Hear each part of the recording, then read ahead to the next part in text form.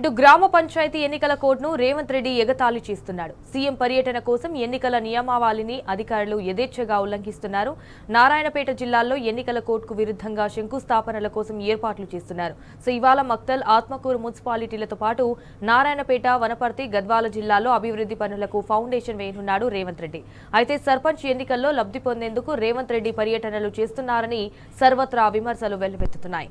పేరుకే మున్సిపాలిటీల్లో పర్యటన, సభలు చేసిందంతా గ్రామాలకు సంబంధించిన శంకుస్థాపనలని మండిపడుతున్నారు. సీఎంకు ఎన్నికల కోడ్ వర్తించదా అంటూ కూడా ప్రశ్నిస్తున్నారు.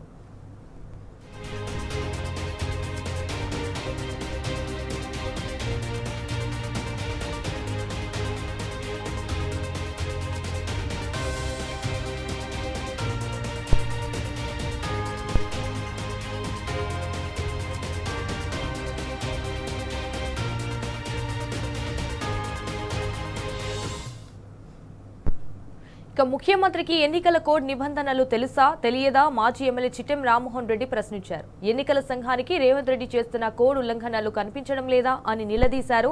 ఎన్నికల సంఘం చోద్యం చూస్తోందని మండిపడ్డారు. కోడ్ ఉన్నప్పుడు ఇవన్నీ చేయొచ్చా, సమాధానం చెప్పాలని కూడా డిమాండ్ చేశారు. రేవంత్ రెడ్డికి ఎలాగూ తెలియదు, అధికారులైనా చెప్పాలి కదా అని ఎగతాళి చేశారు. దీనిపై ఎన్నికల సంఘం స్పందించాలన్నారు. సర్పంచ్ ఎన్నికల్లో లబ్ధి కోసమే సీఎం పర్యటనలు చేస్తున్నారని చిట్టెం రామ్మోహన్ రెడ్డి స్పష్టం చేశారు.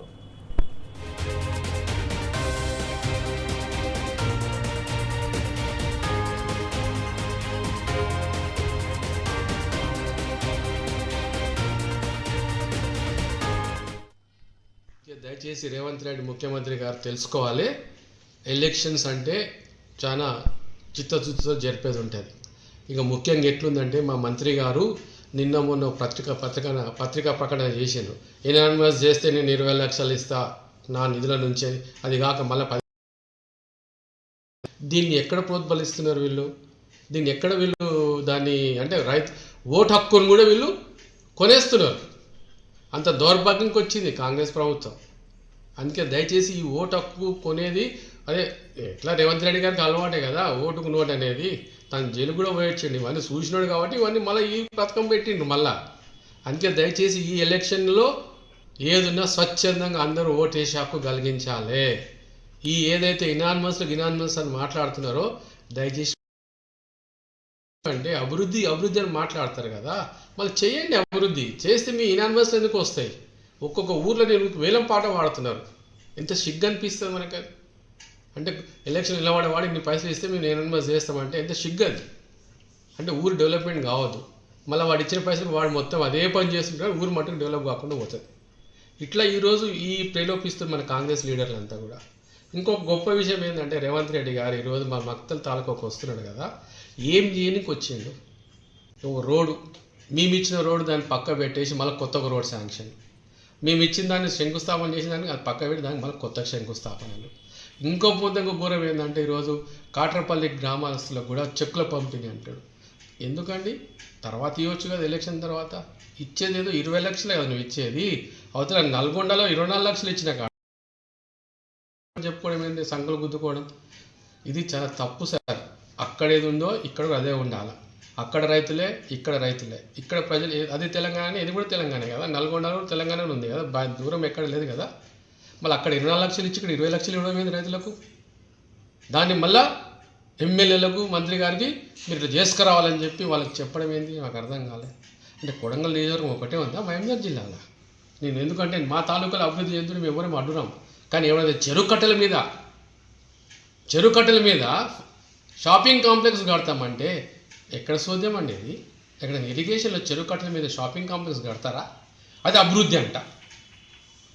అది అభివృద్ధి ఇచ్చింది ఏంటి? NOC beautification of the Tank Bund ఇచ్చిందండి ఇరిగేషన్ వాళ్ళు. ఆ ఇంగ్లీష్ చదవని ఇంకా రాదా చెప్పండి? నాకు డౌట్. ఎందుకంటే మొన్న ముఖ్యమంత్రి గారు అన్నాడు, కలెక్టర్ ఇంగ్లీష్లో మాట్లాడితే మేడం నేను ఇంగ్లీష్లో మాట్లాడుతూ తెలుగులో మాట్లాడని చెప్పి అన్నాడు. దాన్ని బట్టి అర్థమైపోయింది వీళ్ళకి ఇంగ్లీష్ రాదని. ఇప్పుడు మనస్తత్వంలో అదే పరిస్థితి. ఆ ఇరిగేషన్ వాళ్ళు ఎన్ఓసి ఇస్తే దాంట్లో రాసిండు బాజాప్తా, no constructions should not be allowed అని. చేస్తే కూడా మేము దాన్ని డిస్మెంటల్ చేస్తామని రాసిందాం. ఇంకా చదవలేకపోయినా ఉన్న ఈ కమిషనర్, మున్సిపల్ కమిషనర్కి అర్థం కాదా? వాడు చదువుకున్నాడా లేకపోతే వాడు కూడా అనుకుంటా చాపైనా? ఏమి లేదు ఇదంతా. నేను పిల్లలాట అనుకుంటుండ్రా? అందుకే చెప్తున్నా రేవంత్ రెడ్డి గారికి, ఇక్కడ ఉన్న మంత్రి గారికి, ఈ ఎలక్షన్లల్లో ఈ డబ్బాలు బంద్ చేయండి, ఇలాంటి పిచ్చి పిచ్చి ఆలోచన బంద్ చేయండి. ఏదున్నా ప్రజలకు పనికొచ్చే మీరు ఇచ్చిన హామీలు ఏవైతే ఉన్నాయో 420 హామీలు ఉన్నాయి, మీరు ఇచ్చిన గ్యారెంటీలు ఉన్నాయి, 6 గ్యారెంటీలు ఉన్నాయి. గవి తీసుకురండి సార్, పెన్షన్లు తీసుకురండి, 4,000 రూపాయలు చేస్తున్నారు చేయండి, మహిళలకు 2,500 రూపాయలు ఇస్తున్నారు ఇవ్వండి. పిల్లలకు ఈరోజు యంగ్ ఇండియా అని చెప్పి ఇంటిగ్రేటెడ్ స్కూల్ ఓపెన్ ఫౌండేషన్ పెట్టించింది ఇక్కడ తాలూకా వైజు. అది కూడా చేసేది అక్కడనే కదా, గ్రామాల పొంటే కదా.